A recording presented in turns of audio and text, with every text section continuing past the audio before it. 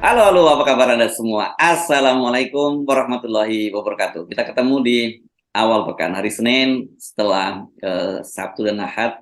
Mbak Agi menikmati liburannya, sekarang kita ajak lagi ngobrol. Itu biasanya Mbak Agi kalau habis libur begini, tabungan informasinya banyak banget, karena tidak disalurkan. Biasanya menampung saya yang menampung informasi-informasi macam itu. Tapi mari kita ajak Anda tetap seperti biasa dalam program membaca berita di balik berita off the record bersama saya Hersu Arif. Dan saya Agi Beta. Dan ini di awal pekan ini banyak ini ya Mas Irsu. Sebenarnya banyak sekali yang bisa kita sampaikan, tapi mungkin Nah, kita itu akan dia. Ayo Mbak, ayo ya. apa Mbak? Ayo Mbak. Apa nih pilihannya Mas Irsu? Ini kayaknya yang rame sih antara yang offline dan kemudian juga yang online di grup-grup itu soal Pak Ganjar nih rame sekali. Karena memang intensif sekali ya gerakan dari Pak Ganjar ini Mas Irsu. Dari sejak beliau deklarasikan, dicalonkan, terus kemudian juga pertemuan dengan berbagai tokoh, terus kemudian kemarin dia habis dari Sulawesi Selatan, dari Makassar, mendapatkan apa semacam penghargaan begitu ya dari Kemendagri, terus kemudian juga kembali ke Solo begitu ya, ada acara di sana apa semacam kegiatan seni begitu di mana bertemu juga dengan para tokoh, dan kemudian di Jakarta ya Mas Hersu ya bersama Ibu Megawati menerima P3, terus kemudian juga lari pagi di GBK, dan dari masing-masing sekuel kegiatannya itu banyak sekali komentar dan juga banyak nuansa yang muncul dari situ. Yes, oke. Jadi sekarang sudah tidak dikenakan tahanan kota lagi ya. Jadi boleh keliling, justru didorong kan. Sebelumnya kan dia Iya, iya, dikenakan Mas. tahanan kota oleh PDIP gitu. Setelah sekarang dicalonkan dia bebas dong keliling kemana-mana. Tapi mari kita mulai. Saya kira nanti dari situ kita bisa bisa masuk ke mana-mana. Tentu saja Mhm. kemarin pertemuan dengan Ibu Megawati dengan P3 Mhm. ya, walaupun itu bukan Mhm. bukan lagi berita yang Mhm. terlalu Betul. mengejutkan. Makanya saya Mhm. kadang-kadang heran juga banyak media kemudian bilang breaking news bahwa Mhm. pertemuan Ibu Megawati dengan apa dengan Ganjar Ketiga. dengan P3.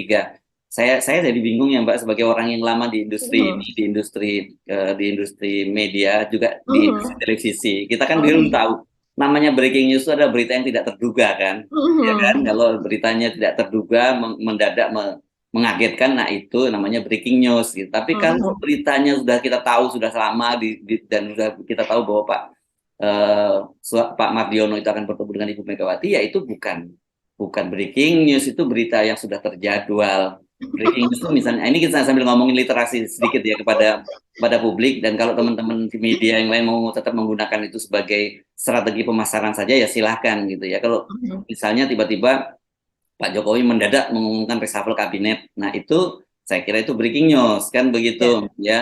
Mhm. Atau kasus yang paling ramai dulu ketika tiba-tiba ada pesawat menabrak gedung Menara Kembar di mana Mhm. di New York. Nah, itu breaking news. Tapi ini kalau pertemuan Mhm. Ibu Megawati ya bukan breaking news dengan Pak Mardiono, itu sudah terjadwal gitu.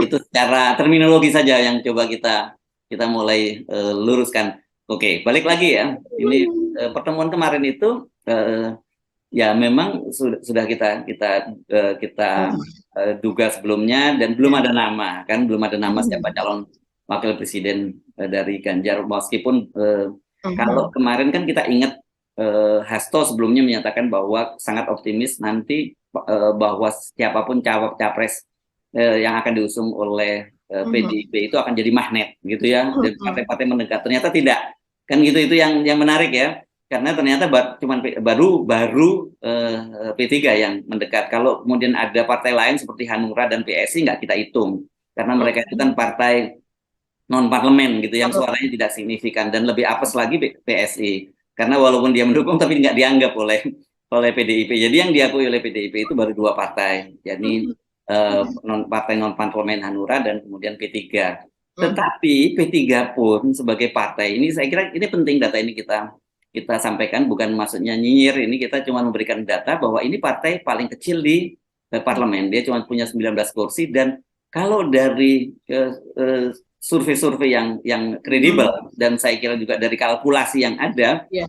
ini partai ini terancam untuk tidak lolos parliamentary threshold. Karena apa? Karena pendukungnya itu cenderung memilih Anies Baswedan, begitu ya, Mhm. bukan pemilih. Itu Mhm. clear karena kemudian setelah deklarasi itu muncul penolakan-penolakan dari berbagai elemen di P3. Jadi sebenarnya sampai sekarang ini boleh disebut kalau toh ada partai yang suara yang akan dapat limpahan dari dapat masuk ke Ganjar Pranowo itu baru PDIP.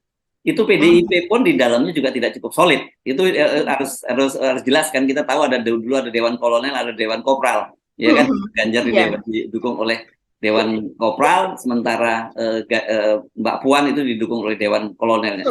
Kita, apakah orang-orang seperti Bambang Pacul, orang-orang seperti Trimedia Panjaitan itu bisa dengan ikhlas gitu mendukung Ganjar Pranowo setelah ngomong, terutama Trimedia yang menyatakan nggak ada prestasinya kok Ganjar, kan gitu ya. Ini lagi-lagi kita ngomongin fakta ya. Jadi saya kira sekarang ini kalau kemudian Ibu Megawati mengklaim bahwa ada 10 orang cawapres Ganjar Pranowo, itu ya kita masih bertanya-tanya siapa orang itu, karena ternyata bukan kita yang ngomong ya.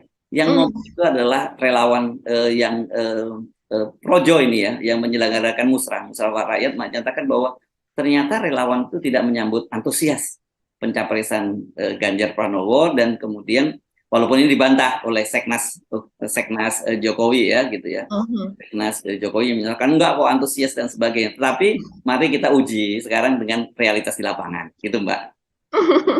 Iya, jadi sekarang ini yang realitas di lapangan itu dengan mendukung Ganjar, partai-partai itu, apakah dia akan mendapatkan kotel efek begitu? Yes. Apa justru dia akan ditinggalkan begitu Ya, kan? ya, ya, ya. Iya, jadi ini berbeda sekali. Mungkin kalau seandainya karena baru dua yang oleh koalisi begitu ya. Kalau kayak Pak Erlangga, Pak Prabowo begitu memang sudah dideklarasikan menjadi capres, tapi kan oleh partainya sendiri bukan oleh koalisi. Kalau ini kan walaupun si Pak Ganjar ini sudah bukan koalisi, tapi kan PDIP jelas sudah akan lolos begitu kan ceritanya. Jadi kalau seandainya yang dari Pak Anies itu 28%, seolah-olah pada waktu itu berlomba-lomba gitu Mas Ersu. Nasdem akan mendapatkan kotel efek walaupun ada yang meninggalkan, tapi kemudian dari pendaftaran online saja untuk anggota baru Nasdem udah sekian ribu begitu kan. Terus kemudian dari PKS pun di dalamnya walaupun ada fraksi-fraksi juga, tapi ada fraksi yang ayo secepatnya, nanti kita ketinggalan untuk mendapatkan kotel efek, kan kurang lebih seperti itu. Begitu juga dengan Demokrat. Tapi kalau Pak Ganjar ini sepertinya orang berhitung begitu ya, karena dari P3 sendiri dia apakah akan mendapatkan kotel efek? Pasti tidak, dia bukan kotel efek nih, malah koktil mungkin ya, karena rasanya nano-nano. Kalau koktil kan campur-campuran gitu ya. Iya betul. Pasti tidak, sama seperti halnya juga PAN katakanlah kalau misalnya akan bergabung pasti tidak akan dapat kotel efek, yang dapat suaranya akan melorot. Itu pun sebenarnya sudah diakui oleh Sekjen Partai Amanat Nasional Edi Suparno ya, ketika ditanya soal kemungkinan dia mendukung Ganjar, dia menyatakan bahwa konstituen kami itu Muslim dan mayoritas adalah Muhammadiyah, dan Muhammadiyah tidak mungkin mendukung Ganjar Pranowo, kan gitu. Ini sikap yang berubah, meskipun di PAN sendiri ada faksi juga seperti Viva Yoga Mauladi, jabatannya wakil ketua umum kalau tidak salah, dia mendorong-dorong agar segera bergabung dengan PAN, dengan PDIP. Tapi secara kalkulasi politik kalau kita bicara soal kotel efek, pasti tidak. Yang terjadi mereka justru akan melorot suaranya. Nah, sebenarnya gini, faktor P3 dan faktor PAN ini kan sebenarnya tergantung pada Pak Jokowi.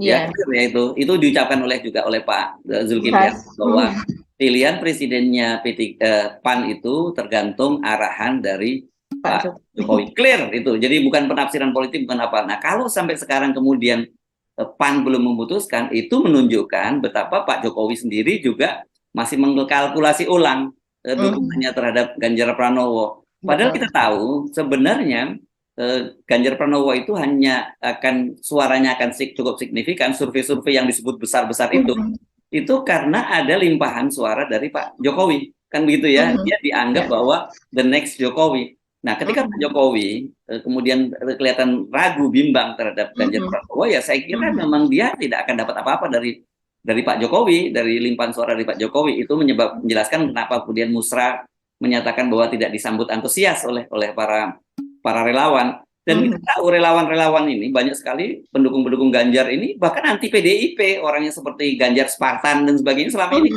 narasinya selalu memusuhi PDIP. Bahkan ada orang seperti sahabat saya Adi Armando misalnya ya, yang itu sangat loyal mendukung, jadi diehardnya Ganjar Pranowo, sekarang bergabung ke PSI. Sementara PSI itu Kalau nggak dianggap. PDI kata PDI gitu aja kan, jangan siapa lu gitu kan, kira-kira gitu, nggak punya etika mau dukung Ganjar kan gitu kira-kira Mbak. Jadi memang berat kalau saya lihat ikut-ikutannya Ganjar ini. Iya Mas Hersu, karena memang dari sejarahnya seperti ada musra apa segala macam itu kan sebelumnya kalau kita lihat dari orang-orang PDIP gitu, tokoh-tokoh dan petinggi PDIP itu kan tidak menyukai adanya musra begitu kan, Hmm. dan mereka juga mengatakan berkali-kali mengatakan musra itu biarin aja dia ada apa namanya ada pertemuan mereka menyelenggarakan acara, tapi kan mereka nggak punya suara, suara itu ya dari partai dari kami ini begitu, jadi seolah-olah kan itu memang musra itu apa ya suaranya itu seperti signifikan begitu kan ingin dibuat signifikan pada waktu itu makanya diselenggarakan di seluruh provinsi gitu di sebagian besar provinsi dan kemudian bahkan untuk yang terakhir besok itu kan rencananya tanggal 21 Mei saya nggak tahu apakah kemudian jadi ditarik gitu ya lebih awal katanya tanggal 5 tanggal 6 Mei tapi rencananya 21 Mei dan kemudian menurut Pak Budi Ari itu sebagai ketua umum dari penyelenggara musra itu dia mengatakan bahwa yang terakhir akan diselenggarakan di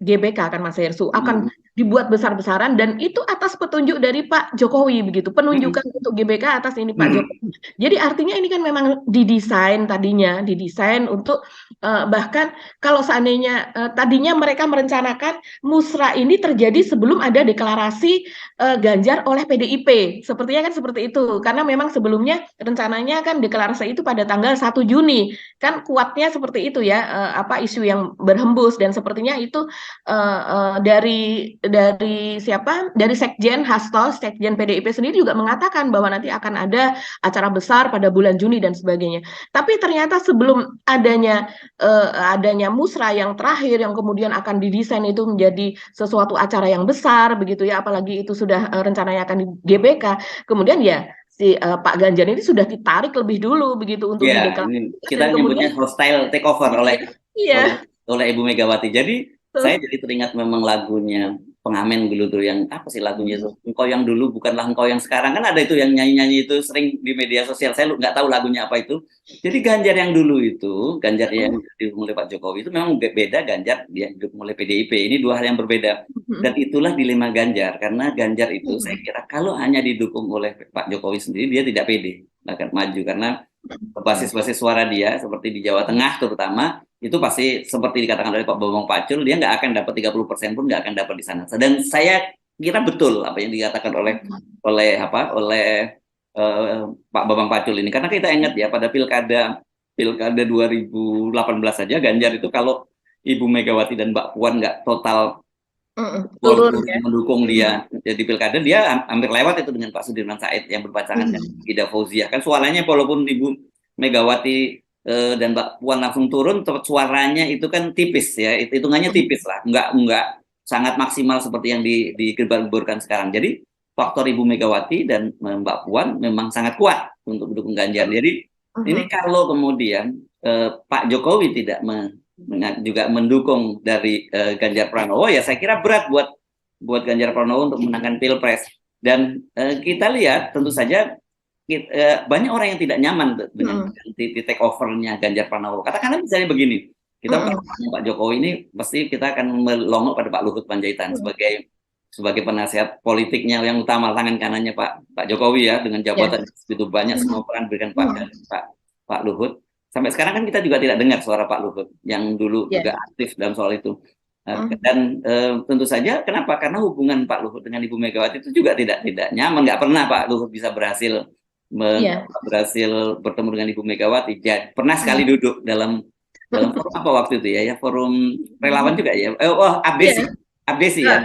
Iya Abdesi. Nah, duduk bersama tapi itu jauh tidak duduknya bertahu dalam satu forum. Itu sejarah pertama saya kira lihat Pak Luhut bisa duduk dalam forum bersama dengan Ibu Megawati. Tapi dengan situasi sekarang saya kira orang seperti Pak Luhut juga tidak mungkin mendukung orang seperti Ganjar Pranowo dan kalau kita lihat kemarin pertemuan Pak Airlangga dengan Pak SBY nah, ini kan pasti ada faktor itu orang seperti Abu Rizal Bakri, mantan ketua umum Golkar, ada seperti orang Pak Luhut apa ya jabatannya itu Dewan Kehormatan atau Dewan Pembina ya sekarang namanya di Golkar. Pokoknya disitulah jabatannya Pak Luhut. Jadi ada faktor-faktor itu saya kira yang bermain dan berperanan itu. Jadi sekali lagi ini menurut saya ini Ganjar akan berat struggle-nya ini kalau kemudian Pak Jokowi tidak mendukung kepada Ganjar. Dan kemarin saya agak terkejut ketika Gibran misalnya yang ditanya oleh wartawan karena dia katanya sedang mengumpulkan relawan. Oh iya ya betul, saya mengumpulkan relawan, tapi dukungannya pada siapa? Rahasia kata dia.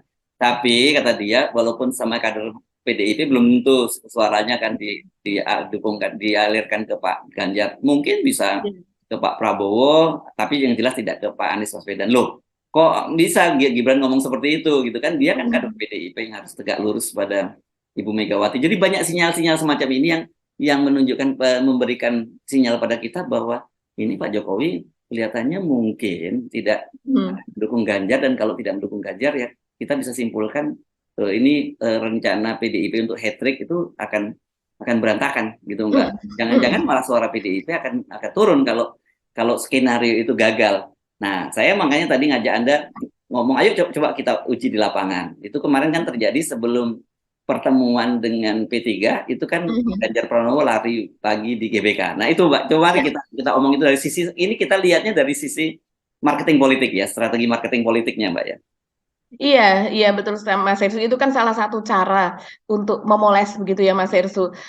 Walaupun kalau sesudah itu terjadi tentu saja terjadi pro dan kontra, dan itu juga terjadi pada apa yang terjadi kemarin pada Pak Ganjar Pranowo ketika lari pagi di GBK. Karena kemudian yang namanya di Jakarta orang hampir semua pergi itu kan membawa kamera ya. Terus kemudian mereka merekam gitu, banyak rekaman-rekaman yang beredar gitu di media Gadget lah sekarang, bukan kamera ya, bukan hanya di Jakarta, saya kira di mana-mana juga. HP apa dan sebagainya, karena orang kan pengen ikut eksis begitu kan, mereka tidak sekedar hanya lari pagi begitu, semua kegiatan lah, makan saja orang pengen eksis begitu. Jadi wajar kalau kemudian banyak yang merekam apa yang terjadi di GPK, terus kemudian mereka ada sinyalmen gitu, semacam sinyalmen ketika melihat kok ada orang yang lari ke GBK begitu ya, tapi sepertinya tidak, biasanya orang yang di GBK itu memang yang sudah biasa lari. Jadi misalnya kayak saya biasa lari di lingkungan saya, sekali-sekali pengen ke GBK. Artinya saya memakai outfit itu atau memakai pakaian olahraga yang memang digunakan untuk itu begitu, yang sepertinya memang untuk lari. Tapi ini ada yang kemudian ada sekelumpulan orang di sana, ada sekelumpulan orang di daerah di tempat yang lain lagi. Itu sepertinya mereka tujuannya bukan buat lari karena tidak memakai outfit yang sesuai itu, Mas Hersu. Ya. Jadi ada mobilisasi gitu ya kira-kira. Nah, terus kemudian kan bertanya, ini teman-teman bertanya, loh kalau mereka bukan buat lari, buat apa ke GBK begitu kan? Dan mereka seperti rombongan-rombongan seperti itu begitu. Kita tonton dulu coba videonya ya Mbak. Ini ada narasi video yang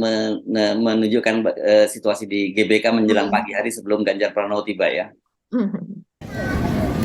Oke, selamat pagi. Assalamualaikum warahmatullahi wabarakatuh. Salam sejahtera untuk kita semua. Saya Harrison, Ribon TV. Saat ini saya lagi berada di kawasan GBK, bosku. Oke, sekedar informasi ya, bahwa pada pagi ini Ganjar Pranowo bakal jogging di sini, bosku ya. Dan Anda bisa lihat sendiri di depan. Ini ada wajah-wajah baru ya, yang diturunkan ke GBK. Oke, ini suasananya seperti ini. GBK pagi ini hari Minggu ya, tanggal 30 April 2023. Ini orang-orang, wajah-wajah baru. Nah, ini dia rombongan Ganjar Pranowo, bosku. Oke, masanya dikit banget. Anda bisa lihat sendiri ya, ini fakta. Jadi jangan samakan sama Pak Anies ya. Ini fakta.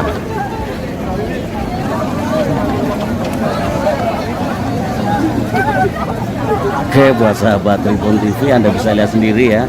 Ini masanya dikit banget, padahal udah tadi Anda bisa lihat sendiri di awal banyak wajah-wajah baru yang berdatangan ke sini. Nih kan, dikit banget, bosku.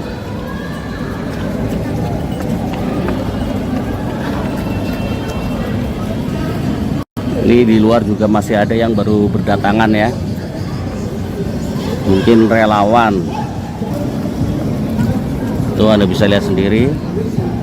Masa juga masih berdatangan, cuman dikit bosku. Ibu-ibu, ini pendukungnya Pak Ganjar. Iya, pasti. Dari mana, Bu? Dari Gerakan Cinta. Misal asalnya? Oh, dari SD. BSD. Tadi datang jam berapa? Kami di jalan. Jam 6. Kenapa milih Pak Ganjar dibandingkan capres-capres yang lain? Udah is the best. Keren ya. Ganjar the best. Kinerja Pak Ganjar di Jateng apa yang Ibu tahu? Mempersatukan kita semua. Meskipun di Jawa Tengah. Iya. Oh, oke. Di Jakarta solid. Tetap solid. Oke. Makasih, Ibu. Oke, memang itu kelihatan sekali itu bukan orang yang terbiasa ini ya kan. Kalau orang yang terbiasa nggak lewat jalur itu ya, dia biasanya masuk langsung ke putaran itu ya Mbak ya, dan datanya juga tidak bergerombol seperti itu ya Mbak ya. Betul, biasanya sih kalau seandainya itu berupa komunitas, itu biasanya ada baju komunitas malah. Dan Oh ya. bukan malah justru kemudian pakai baju bebas yang ini. Sering sih berbagai komunitas begitu Mas Hirsu datang ke situ, saya juga sering ketemu begitu. Dan kemudian keluarga, misalnya seperti keluarga begitu. Tapi bukan seperti misalnya anak remaja umurnya sama dan kemudian mereka pun seperti bukan yang terbiasa datang ke GBK begitu kan. Nah, itu mungkin yang kemudian dilihat oleh pengunjung begitu yang memang sudah terbiasa di situ sebagai sesuatu yang agak berbeda dari pemandangan biasanya kalau seandainya kita lari di sana. Begitu. Nah, wajar kalau kemudian ramai di media sosial Mas Hirsu bahwa Ganjar ini kan kemudian Pak Ganjar ini kemudian mengunggah di akun media sosialnya begitu. Seperti misalnya di YouTube-nya begitu, dia bahkan mengatakan bahwa itu sesuatu yang seolah-olah dahsyat gitulah narasinya ya, bahwa padahal itu ada lautan manusia, padahal itu bukan Blackpink begitulah. Ini bisa kita lihat, kita capture begitu status dari Pak Ganjar. Begitu juga yang ada di Instagram gitu kan, memang banyak orang terlihat kerumunan gitu padat, tapi kalau dari teknik kamera memang bisa kita melihat, kita mengambil dengan cara supaya dipadatkan supaya kelihatan banyak. Dan saya rasa memang di sana memang terlihat banyak Mas Hirsu dengan secara faktual ya, pada akhirnya itu memang terkumpul itu lumayan banyak. Tapi ya itu tadi, bahkan orang kemudian mengungkap bahwa sebelum adanya acara ini pun sebetulnya kan sudah ada beredar di WA begitu ajakan untuk datang begitu, tapi dari status Pak Ganjar kan seolah-olah itu terjadi secara organik, secara tiba-tiba dan tidak sengaja begitu ya. Dan ada toa yang di situ gitu yang bisa disiapkan untuk pidatonya Pak Ganjar gitu ya.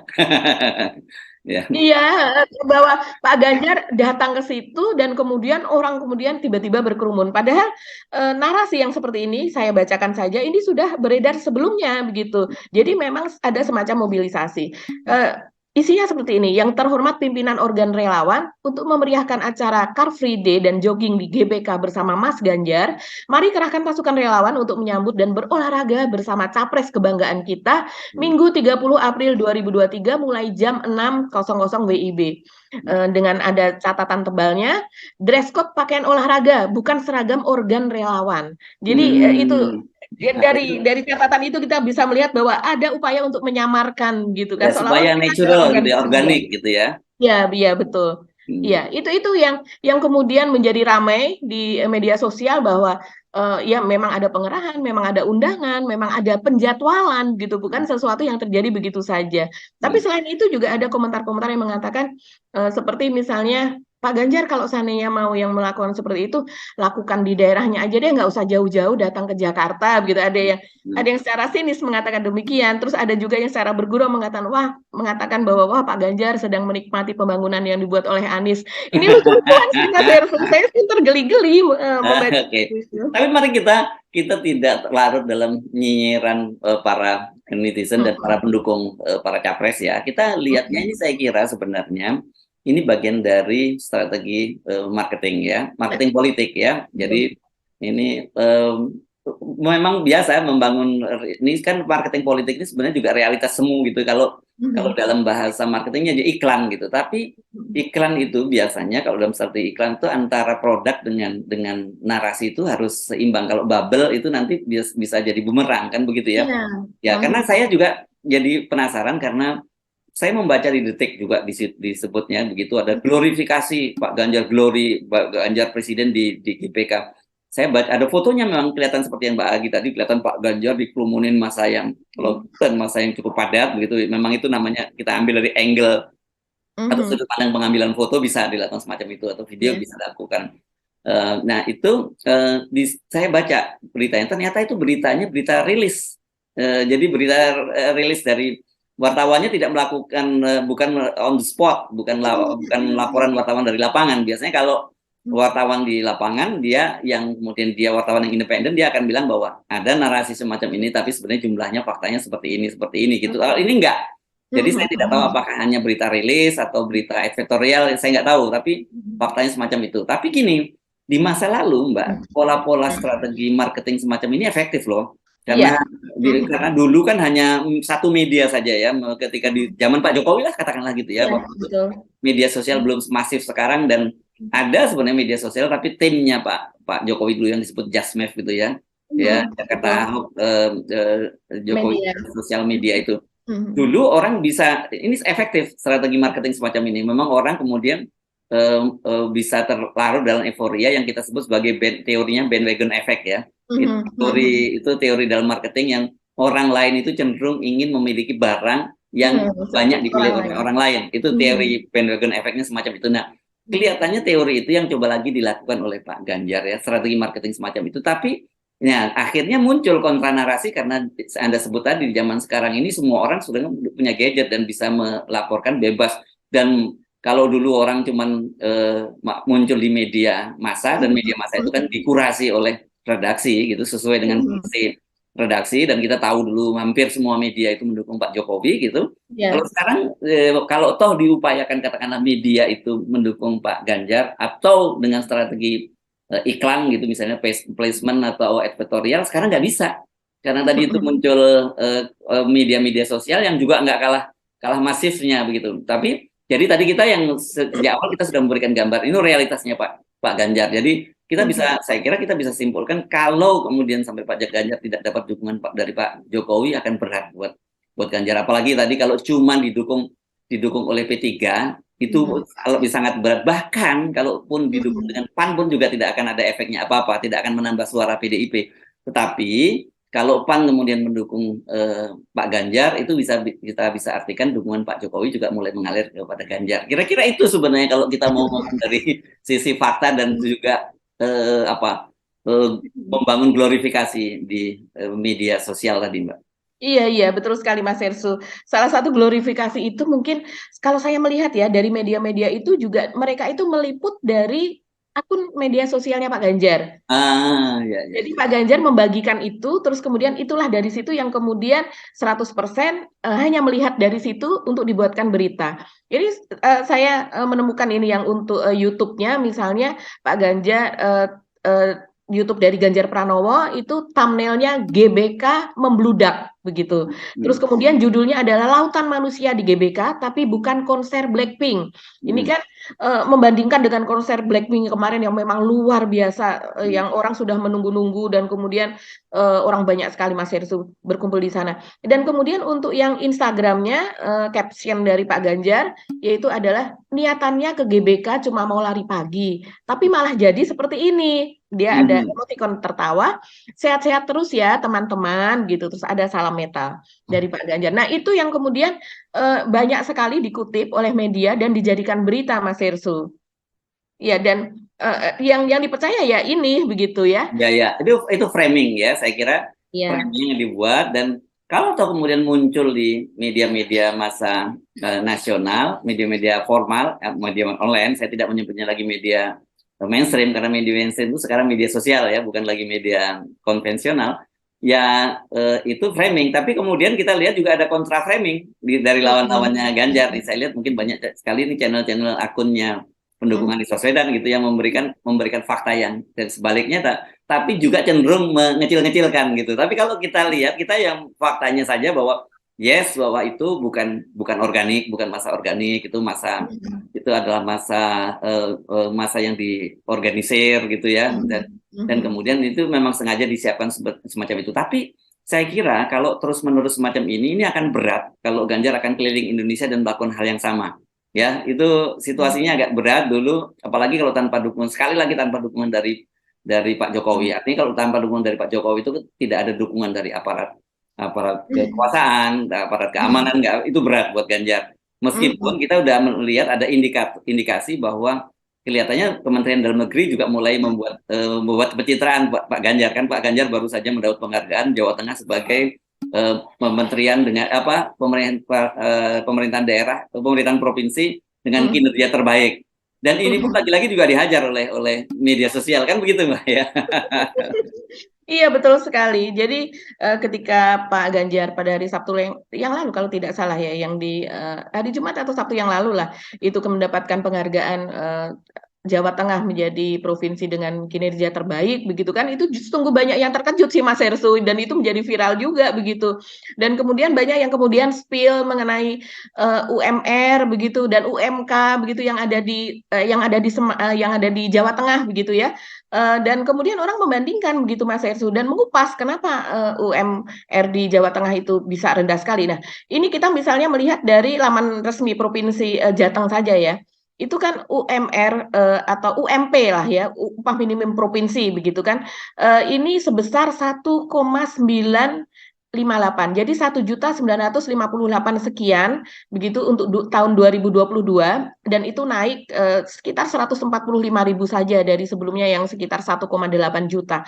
Dan ini jelas-jelas jauh sekali Mas Hersu dari provinsi-provinsi yang lain, apalagi kalau dibandingkan Jakarta ya. Walaupun memang ada orang mengatakan bahwa tapi kan Jakarta kan ibu kota begitu dan sebagainya. Tapi kan dari provinsi yang lain kan juga sebenarnya sama dengan Jawa Tengah, tapi mereka lebih unggul.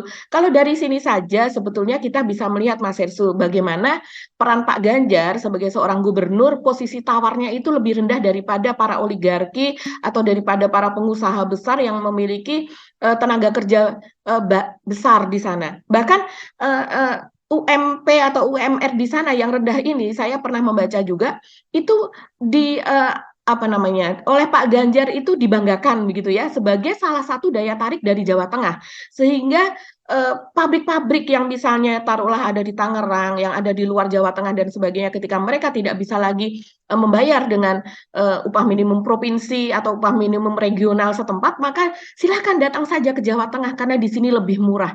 Ini kan saya melihatnya miris gitu, prihatin begitu Mas Hersu.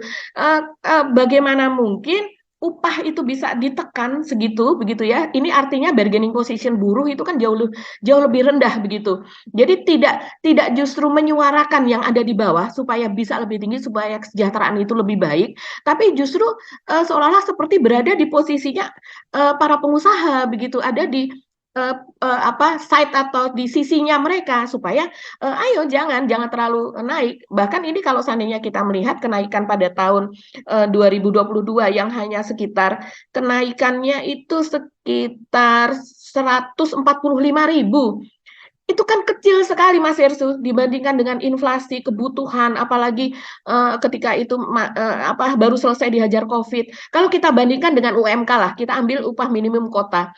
Tapi ini memang daerah industri ya, tapi kok bisa lebihnya itu lebih dari 100% gitu perbedaannya. Misalnya di Karawang Ya, itu Jawa Barat ya. Jauh Jawa Barat itu 5,1 juta, 5.176 sekian itu untuk upah minimum kotanya. Kemudian untuk Bekasi saja misalnya Mas Hersu, itu untuk kota Bekasinya itu 5.158.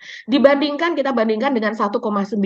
Kalau seandainya kan dikalikan 2 saja masih jauh begitu Mas Hersu. Jadi ini memang apakah prestasi itu yang diinginkan begitu ya nanti untuk seluruh Indonesia kalau seandainya Pak Ganjar menjadi presiden?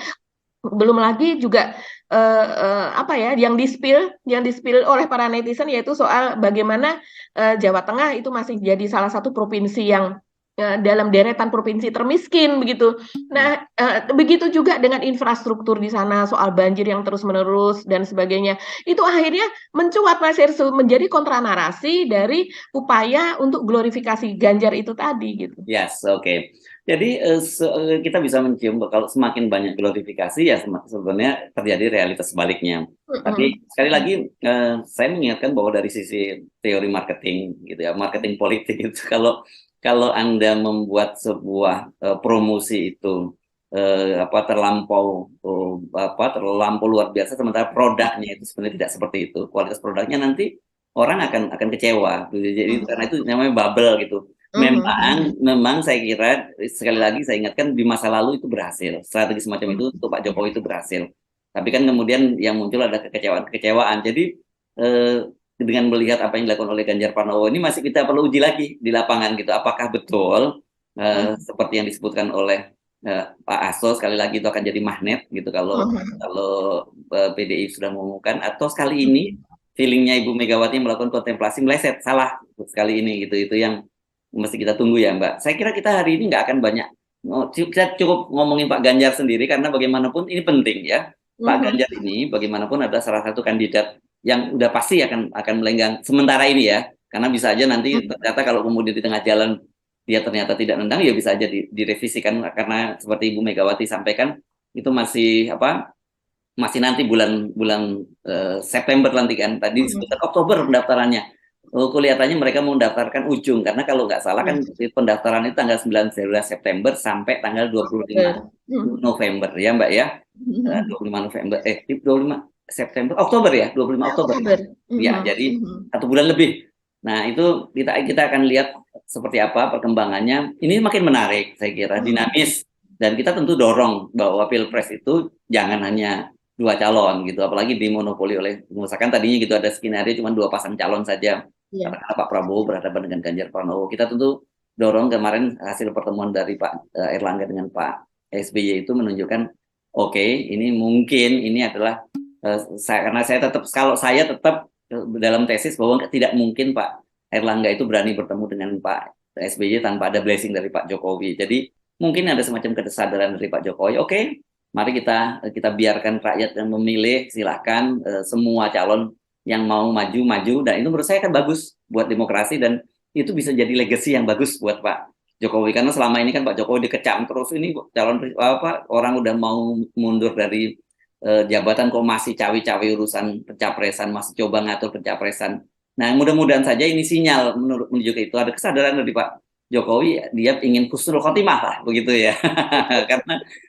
karena bagaimanapun juga ini sayang sekali kalau pencapaian Pak Jokowi yang luar biasa dengan menjadi presiden sampai 2 periode itu, kemudian di akhir periode pemerintahnya beliau malah mencoreng dirinya sendiri dengan terus ikut cawi-cawi, apalagi kemudian kalau calon yang didukung kalah, itu lebih parah lagi kan gitu ya Mbak Agi. Iya Mas Hersu, dan sepertinya PDIP juga menyadari itu ya Mas Hersu, walaupun dia adalah partai yang bisa gitu mencalonkan sendiri, tapi dalam hal ini dengan melawan Anies gitu, dan mungkin Pak Prabowo akan juga maju sendiri begitu ya, dengan cawapres yang kata Pak Prabowo sudah ada di kantongnya gitu, ikut-ikutan narasinya mengikuti Jokowi ya. Iya. Berapa calon yang di kantong? 11 triliun atau berapa? Iya, begitu kan candaan dari Pak Prabowo. Dan kemudian kemarin pengumpulan dari koordinator DES relawan dari PDIP untuk Ganjar, yaitu Ahmad Basarah dan Adian Apitupulu, yaitu ketua dan wakil ketuanya ini, mereka mengumpulkan para pendukung Pak Jokowi atau relawan Jokowi, Mas Hersu. Ini yang sebelumnya mereka kalau dengan relawan Pak Jokowi itu kan agak-agak sinis begitu ya. Nah, ini rupanya merendahkan hati begitu ya, untuk merangkul mereka, untuk kemudian mereka dari relawan Jokowi kemudian menjadi relawan Ganjar. Ini saya lihat yang tercatat ini yang dikumpulkan itu antara lain ada Barabaja, Rumah Jokowi, Seknas Jokowi, terus kemudian GSPI, apa ini singkatannya ya, Indonesia Berani begitu, dan sebagainya. Dan kemudian ini kalau melihat dari sini, mereka memang melebarkan sayap gitu ya. Walaupun saat ini kalau kita melihat konteksnya seperti ini, Pak Jokowi belum ngomong lagi nih, Iya, apakah ya. relawannya akan kemudian diarahkan ke sana begitu. Nah, tapi kita harapkan Pak Jokowi saya kira memberikan semacam legacy yang jauh lebih bagus dalam membangun demokrasi kita ke depan ya. Saya kira ini sebenarnya cuma sedikit aja nih turning kalau apakah demokrasi kita akan menjadi lebih bagus atau tidak, sebenarnya peran Pak Jokowi juga sangat besar dalam hal ini. Kalau beliau kemudian ingin husnul khotimah bukan su'ul khotimah, saya kira beliau akan melepas semuanya itu dan silakan masyarakat memilih calon-calon presiden yang akan bersaing dan kita lega gitu ya dengan itu, siapapun nanti yang akan menang kalau kemudian prosesnya itu permainannya dibiarkan fair play gitu, siap orang semua boleh bermain dengan aturan yang jelas dan rakyat juga bisa memilih banyak pilihan. Saya kira ini akan menjadi satu hal yang baik bagi demokrasi kita. Itu yang kita harapkan ya Mbak Aki ya. Betul. Oke, mari kita akhiri perbincangan kita kali ini. Mudah-mudahan sepanjang pekan ini kita akan selalu mendapat kabar yang baik tentang demokrasi kita yang jauh lebih maju dibandingkan yang kemarin-kemarin gitu ya Mbak Aki ya. Nah, kita pamit Mbak Aki. Saya Arif. Dan saya Gibeta, terima kasih atas perhatian Anda. Tetap salam 0%. Tetap 0%. Assalamualaikum warahmatullahi wabarakatuh. Waalaikumsalam warahmatullahi wabarakatuh.